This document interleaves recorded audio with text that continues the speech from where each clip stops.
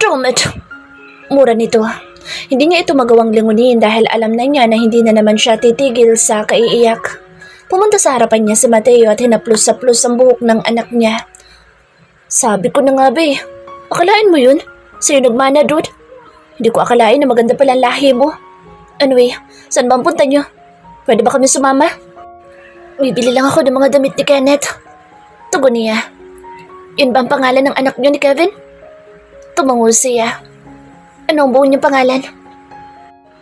Kenneth de Guzman Alonzo. Shit!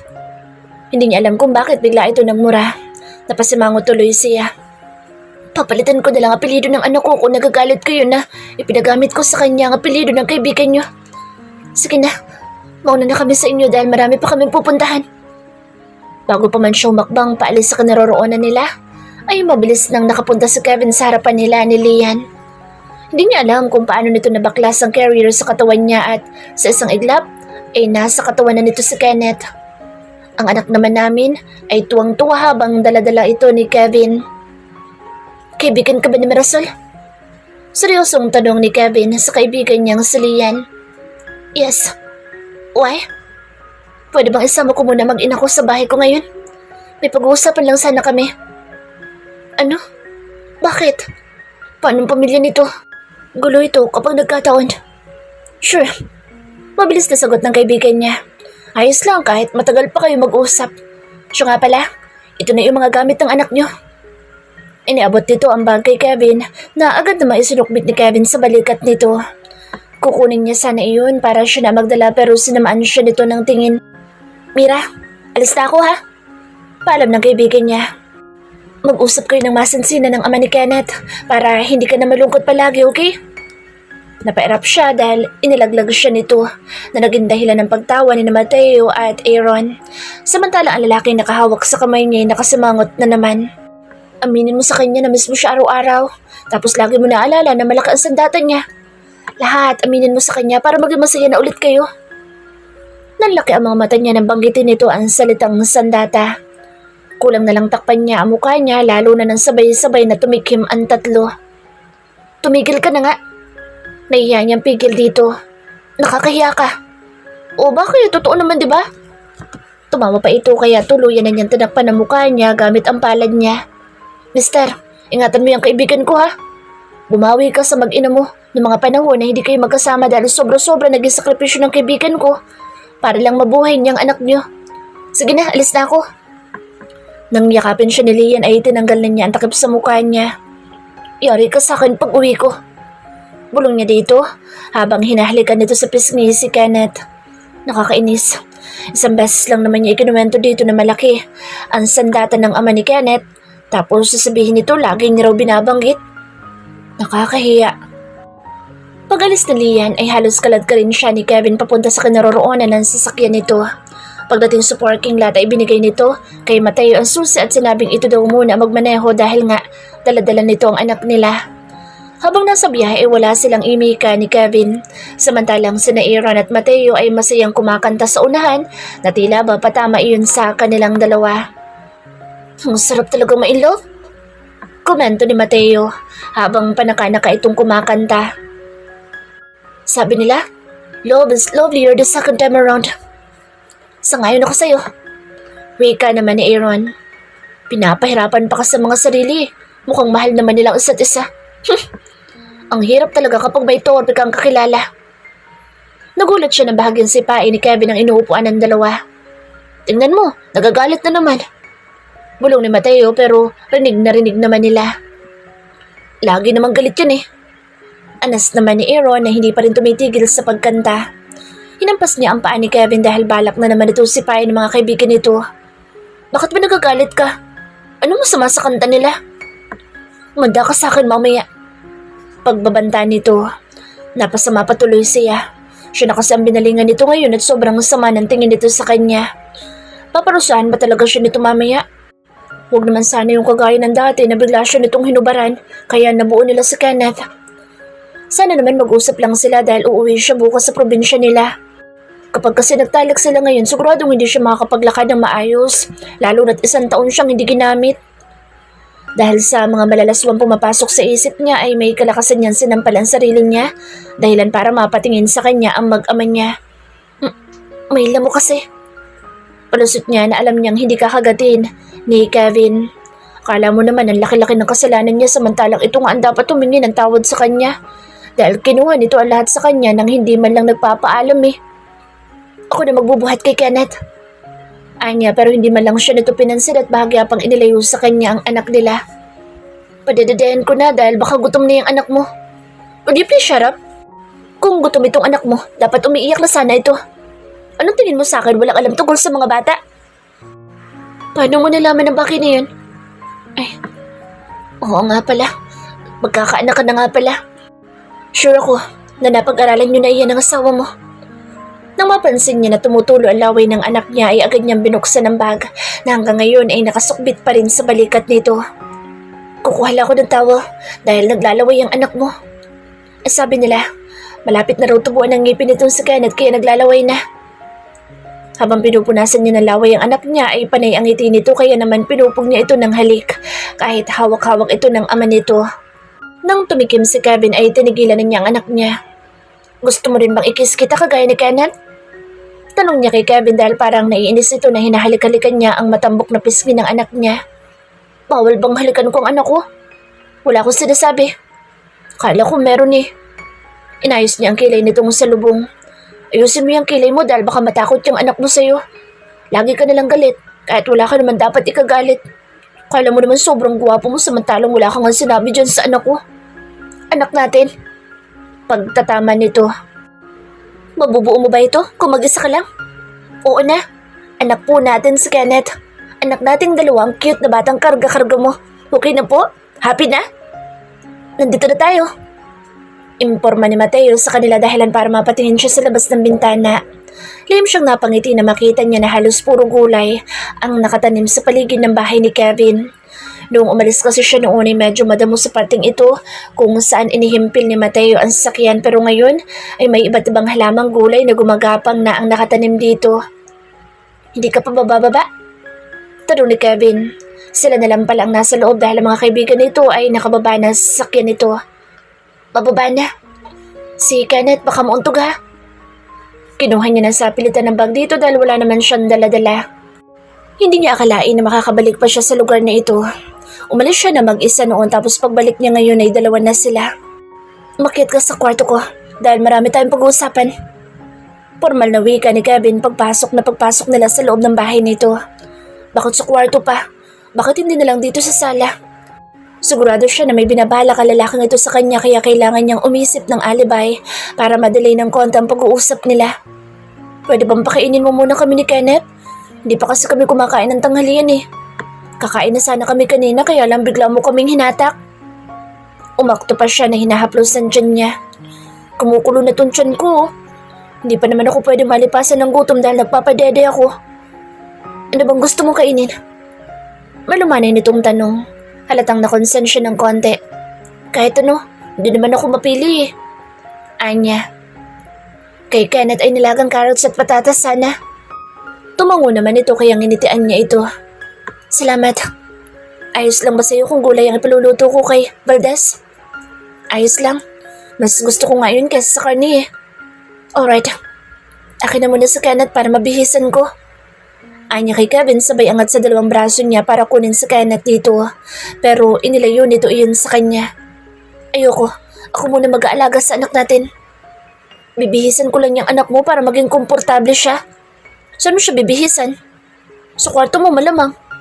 Diyan mo siya sa sala bihisan para nakikita ko kayo. Mamaya niya pag-akyat ko wala na kayo. Iniisip mo ba na baka tumalon kami ng anak mo mula sa bintana para lang takasan ka? Hindi ko alam. Siguro, oo. Nagawa mo nang takasan ako dati kaya hindi malabong ulitin mo ulit yun. Kung tatakas ka, iwanan mo sa akin itong anak ko. Ewan ko lang kung hindi ka bumalik dito. Para kang baliw. Oo na, dyan ko siya sa sala bibihisan para hindi ka nag-iisip ng kung ano-ano. Saka lang nito ibinigay sa kanya si Kenneth noon sinabi niya na sa sala niya bibihisan ng anak nila. Parang tanga. Habang kausap nito mga kaibigan nito ay nakatingin ito sa kanya na para bang kapag kumurap ito ay mawawala silang mag-ina sa paningin nito. Kaya naman napairap siya sa kawalan. Nasaan kaya ang asawa nito? Hindi ba dito nakatirang asawa nito? Kapag talaga nasaktan ng anak niya ay mapipilitan siyang bugbugin ng lalaking ito. May asawa na pero nag-uwi pa na ibang babae. Nang mabihisan niyang anak niya ay bigla na lang nitong binuhat si Kenneth at pagkatapos ay umakyat ito sa hagdan. Siguro gusto nito na makasama ng sarili na ng anak nila. Ni isang salita ay wala itong sinabi kung kailangan niya bang sumunod o ano. At dahil wala naman itong sinabi na sumunod siya, ay napagdesisyonan niya na pumunta na lang sa kusina para tumulong kina Aaron at Mateo. Alam niya kasi na inutusan nito ang dalawa na ipagluto sila ni Kenneth ng makakain. Nasa entrada pa lang siya ng kusina ay hinatak na siya ni Mateo at sa pilitang pinaupo kaya sumakit ang mga pisngi ng puwet niya. Aray ko naman! Reklamo niya sabay hampas sa braso nito. Kung makahata ka parang isang dekada tayong hindi nagkita. Alam mo, namiss ka naming lahat. Lalong-lalo na ako. Simula kasi nung umalis ka, hindi na ako nakakakain ng barbecue sa labasan eh. Bakit naman? Wala kasing tagabayad eh. Ba't hindi ka nagpapasama kay Kevin? Laging Biyernes Santo mukha na lalaki yun simula nang tinakasan mo siya. Ba't mo nga pala siya tinakasan? Ginahasa ka ba niya kaya umalis ka? Inilapit pa nito sa kanya mukha nito kaya pati hininga nito ay naaamoy na niya. Mabuti na lang hindi mabaho ang hininga nito dahil kung hindi kanina pa sana ito bumulagta sa sahig. Umalis ako dahil nalaman na niya ang totoo kong pagkatao. Ayoko naman na manatili dito dahil nga ilang buwan din ako nagpanggap na mangkukulam. Kahit hindi naman. At alam mo yun, nakakahiya kasi kung mananatili pa ako dito dahil hindi naman masyadong makapal ang mukha ko. Paano nabuo si Kenneth? Pinawaras ka ba niya? Ang lalaking ito, kapag may gusto talagang malaman ay hindi talaga siya nito titigilan. Ang ugali ni na Mateo at Lian ay hindi talaga nagkakalayo. Nabuo namin siya dahil mahal namin ang isa't isa. Anya kahit hindi naman siya sigurado kung mahal nga siya ng lalaki iyon. Weh, di nga.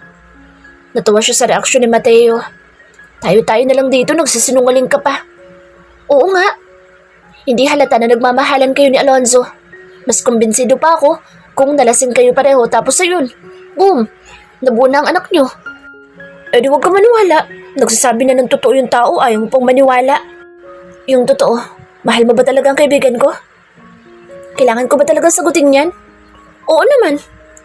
Tumingin siya ng diretso sa mga mata ni Mateo para maniwala ito na totoo ang bawat katagang sasabihin niya.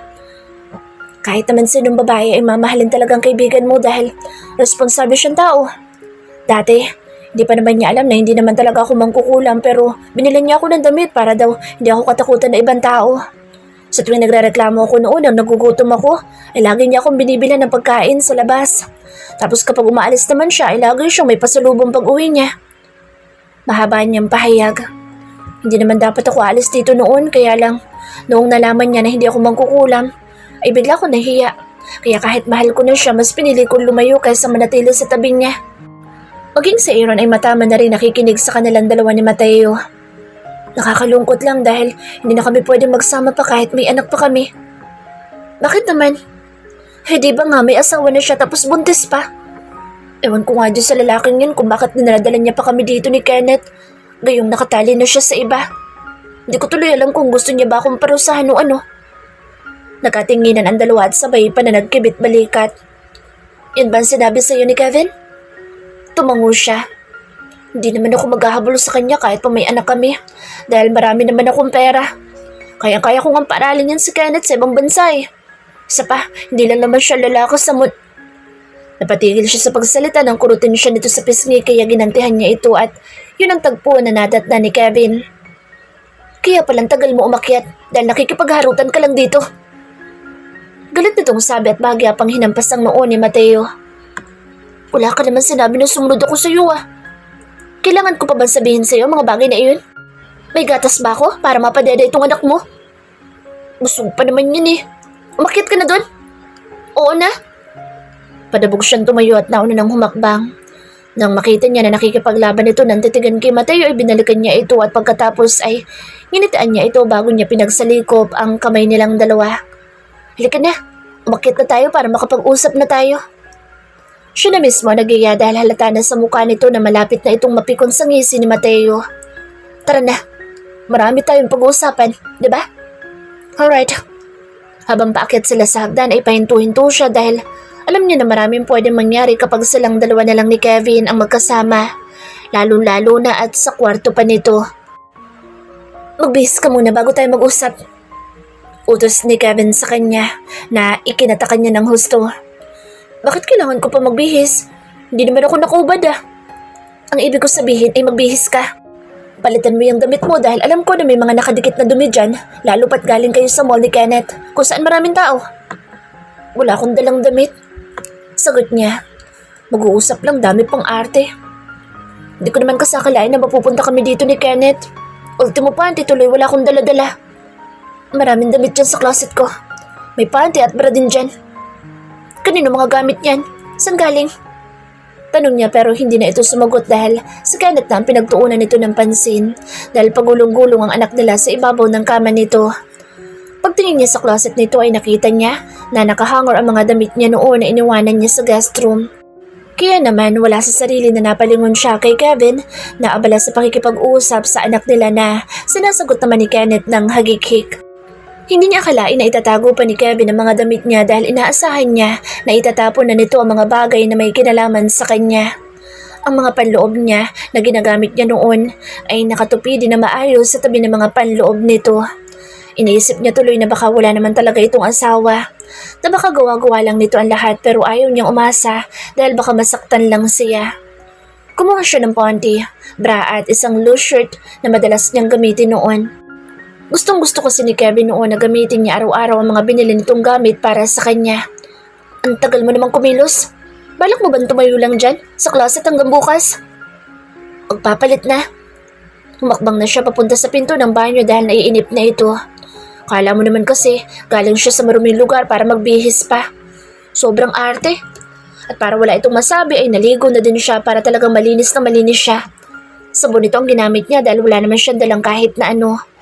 Paglabas niya mula sa banyo ay titig na titig ito sa kanya. Ang mga hinubad niya ay tinupi niya na maayos at ipinatong muna iyon sa tabi ng couch nito.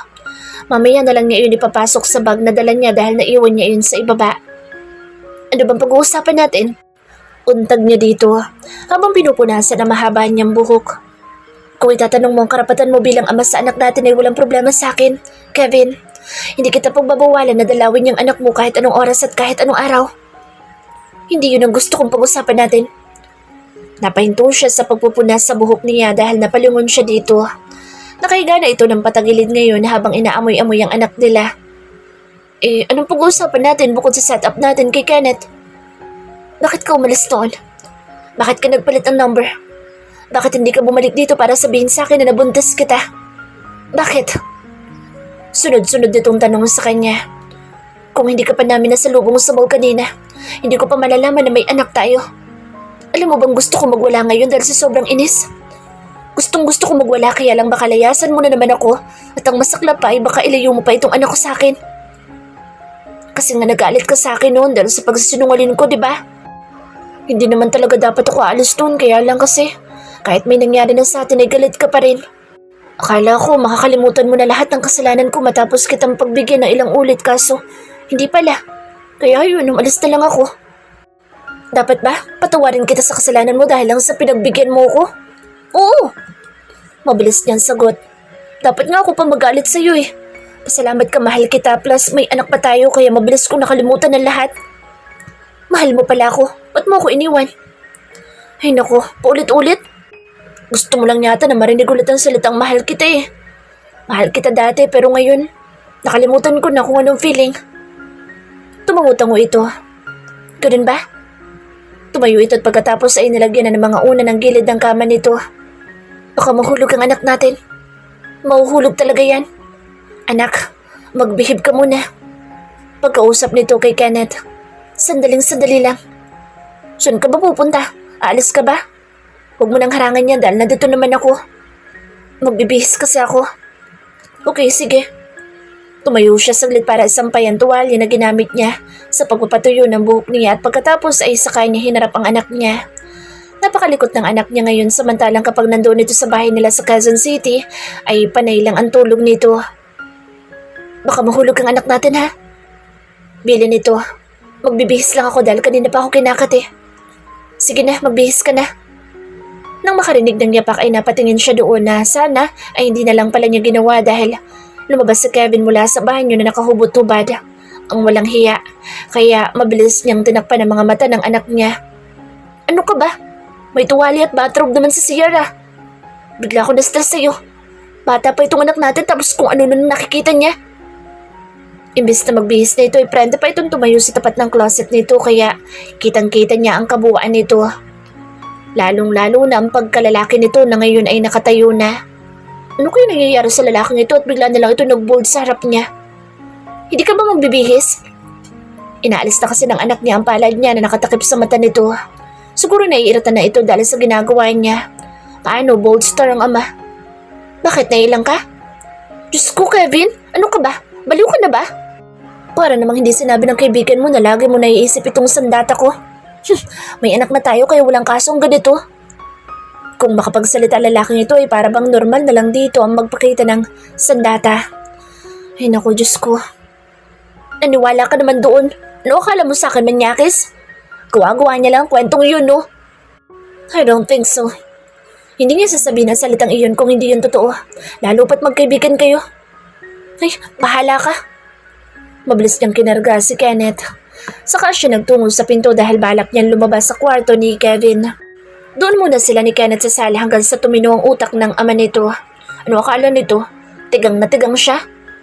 Akala ko tatawagin ko pa kayo sa kwarto eh. Mabuti naman at kung saan na kayong bumaba. Nasalubong niya si Mateo sa gitna ng hagdan. Nasaan si Alonzo? Nasa library. Pagsasinungaling niya. Saglit at tatawagin ko.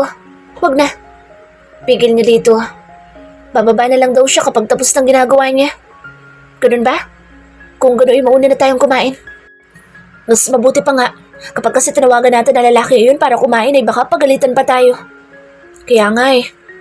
Nang makarating sila sa dining room ay nginitaan niya si Aaron bago siya umupo. Nasaan si Alonzo? Sa library, nagtatrabaho. Sagot niya. Kung ano isinagot niya kay Mateo ay yun din ang isinagot niya dito para hindi siya magmukhang sinungalin. Susunod na lang daw siya. Ito nga pala ang request na Alonzo para sa anak niyo.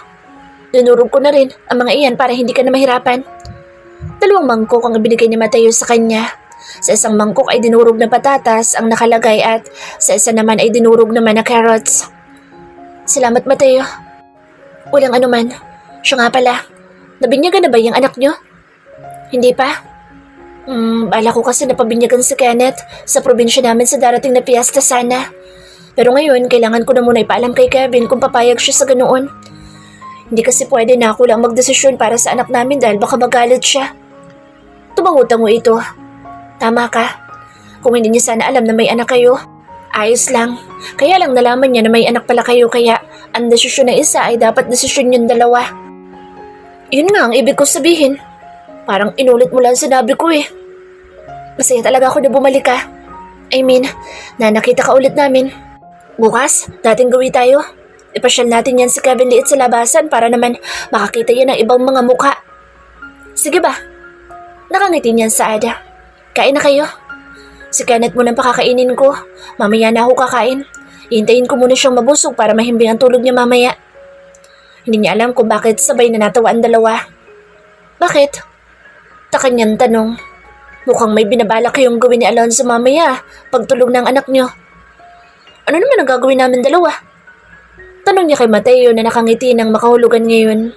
Pinagdikit nito ang dulo ng 2 hintuturo nito. Ano naman ibig sabihin yan? Takang tanong niya dahil hindi niya talaga makuha kung anong gusto nito iparating sa kanya. Huwag kang matutulog sa tabi ni Alonzo mamaya. Pabulong nitong sabi at tumingin pa sa entrada ng kusina. Ngayon pa lang, binabalaan na kita. Kung ayaw mong masundan na agad yung panganay niyo. Hindi ako pumapatol sa lalaki may asawa na. Diretsahan niyang tugon. Babae rin ako kaya alam ko kung anong pakiramdam kapag niloloko. Itong anak namin ay hindi na ito masusundan pa dahil ayoko makagawa ng kasalanan. Mahal niya ito, oo. Pero hindi yun sapat na dahilan para saktan niya ang kapwa niya babae. Pagbaba niya sa sala, inaabutan niya na pinapakain na ni Mirasol ang anak nila na kamukhang kamukha niya. Alam niya na iniilagan siya nito dahil nga ang pagkakaalam nito ay bagong kasal lang siya at magkakaanak na rin. Kumain ka na. Anya at kinuha si Kenneth dito. Ako na magpapakain dito sa anak natin para makakain ka na. Ang sabi kasi nito kanina ay gutom na daw ito kaya naman gusto niya na kumain na ito para hindi ito malipasan ng gutom. Mamaya na lang. Tatapusin ko muna itong anak ko. Bakit? Hindi na lang kayo sabay na kumain? Suwestyon ni Mateo. Dude, hawakan mo yung anak niyo habang sinusubuan ni Mirasol para hindi naglililikot. Tapos kapag busog na yan, ibigay mo sa akin para makakain kayong dalawa. Sige. Sang-ayon ni Mirasol sa sinabi nito. Ay, ayaw na niya. Iniluwa na kasi nito ang huling isinubo ni Mirasol kaya naman pinainom na nito ang anak nila ng tubig. Nang makita ni Mateo na tapos na nilang pakainin ang anak nila, ay binuhat na nito si Kenneth mula sa kanya. Sa sala kami tatambay. Panonoorin ko itong cartoons para malibang. Sige, salamat. Saglit lang naman akong kumain tapos kukunin ko agad yan sa'yo. Saad ni Hope sa kaibigan niya. Kumain ka na maayos. Anya habang nilalagyan ng pagkain ng plato nito. Huwag mong madaliin ang pagkain para mabusog ka. Alam mo, hindi ko talaga maintindihan niya ugali mo. Kanina galit ka tapos nagubad ka pa. Ngayon naman, para kang anghel na nahulog mula sa langit. Mabait naman talaga ako eh. May mabait ba na nagpapakita ng sandata? Sarap na mag-ina niya. Oo, ako. Anya, sabay kabig sa batok nito para halikan ito dahilan para mapanganga ito. Kain na. Yung laway mo tumutulo na. Tumikim ito at lumayo ng konti pero sinundan niya ito. Alam mo, nainis na talaga ako sa'yo. Kunti na lang talaga makakatikim ka na sa akin. What's wrong with a kiss? It's just a kiss and not sex. Isa pa, may anak naman tayo. Di ba dapat ipakita natin sa anak natin kung gaano tayo ka-sweet sa isa't isa? Pwede natin gawin ang mga bagay na yan kung pareho tayong walang sabit, Kevin Alonzo. You mean, kung alam mo na wala akong asawa, ay posible natin gawin ang... Sinadya niyang ibitin ang huling salita na gusto niyang sabihin. You know, love making. Hindi. Ayoko magkasakit dahil uuwi ako bukas sa probinsya namin. I will not let you. I need to. We need to go home, Kevin. Hinawakan nito ang likod ng palad niya at hinaplos iyon. Hindi pwede na hindi kami umuwi ni Kenneth. Kumain na muna tayo. Sa kwarto na natin pag-usapan yan mamaya. Anya, dahil hindi na ito makakain ng maayos. Sige. Nalagyan niya na maraming gulay ang plato nito dahil medyo nangangayayat ito ngayon kumpara noon. Siguro dahil sa kakaalaga nito sa anak nila. Malaking bulas kasi ang anak nila kaya alam niya na nabibigatan ito sa tuwing kinakarga nito ang anak nila. Busog na ako. Anas nito pagkuhan. Natutuwa siya na naubos nito ang mga pagkain na ibinigay niya. Parang sasabog na itong tiyan ko. Ang dami mo kasing inilagay na pagkain eh. Dapat lagi kang busog. Anya, habang inuubos na rin ang pagkain na nasa plato niya. Ako na bahala magligpit dito. Umupo ka na muna dyan para hindi sumakit ang tiyan mo. Tulungan na kita. Ako na magwawalis at magpupunas nitong lamesa. Ako na. Giit niya. Simula ngayon ay babawi siya dito.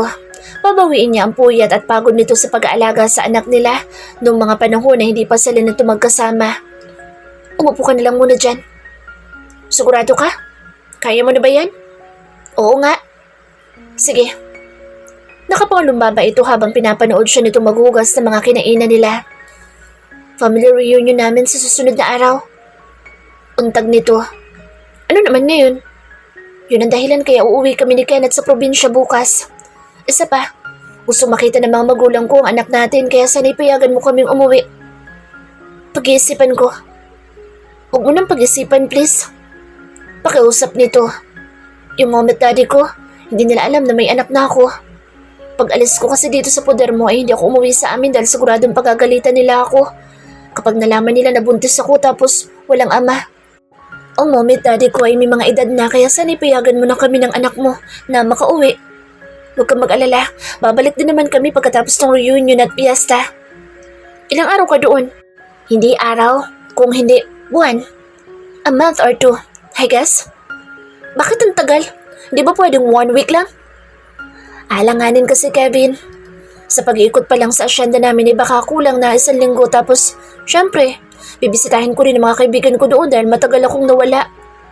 Paliwanag nito. Sinong kasama mong umuwi sa probinsya? Kaming dalawa lang ni Kenneth. Door to door naman ang sakyan namin kaya safe kami dahil sa mismo asyenda na kami ibababa. Anong oras kayo alis ni Kenneth bukas? Madaling araw sana. Sige, Pumapayag na ako. Anya, dahilan para mapangiti ito. Salamat. Pagkatapos niya maghugas ay kinuha na niya si Kenneth kay Mateo na halatang tuwang-tuwa sa kaibigan niya. Pinapapangit kasi ni Mateo ang itsura nito sa harap ng anak niya. Dude, ang babaw ng kaligayahan nitong anak mo. Pulalas dito sa kanya. Manang-mana talaga sa iyo ito. Ba't kaya kinopya ng batang ito ang lahat ng katangian mo? Ngayon ka lang ba nakakita ng batang kamukhang-kamukha ang ama niya? Nakakita na. Ba't parang takang-taka ka sa itsura ng anak ko? Wala lang. Ang galing mo lang kasing gumawa. Siguro habang ginagawa niyo ito, sinasabi mo na, sana maging kamukha kita. Sana ako lang ang kamukha mo. Yan ba sinasabi mo noon, dude? Hindi. Balo ka. Ba't galit ka? Sana naman nagtara ka para kay Mirasol. Di yung kinuha mo lahat. Wala ka talagang kupas. Alam niyo na walang hiya ang sasabihin nito dapat, kaya lang bigla nitong iniba nung kinunutan niya ito ng noo. Matutulog na ba kayo? Sige lang, matulog na kayo. Ako, mamaya na ako. Ilak mo yung pinto bago ka matulog. I-off mo din yung TV dahil kapag bumaba ako dito na bukas yan, yari ka sa akin. Oo, alam ko. Sige na, gawa na kayo ng panibagong baby. Good luck! Nagkatinginan sila ni Mirasol nang banggitin ni Mateo ang salitang baby. Halata tuloy na natakot ito. Gusto niya makipagtalik dito ngayong gabi, kaya lang baka magka-trauma ito dahil sa ginawa niya year ago. Maybe he needs to ask her first before he asked. Wala namang mawawala sa kanya kapag tinanong niya ito. Hindi naman din niya ito pipilitin kung sakaling ayaw pa nito. Let's go upstairs.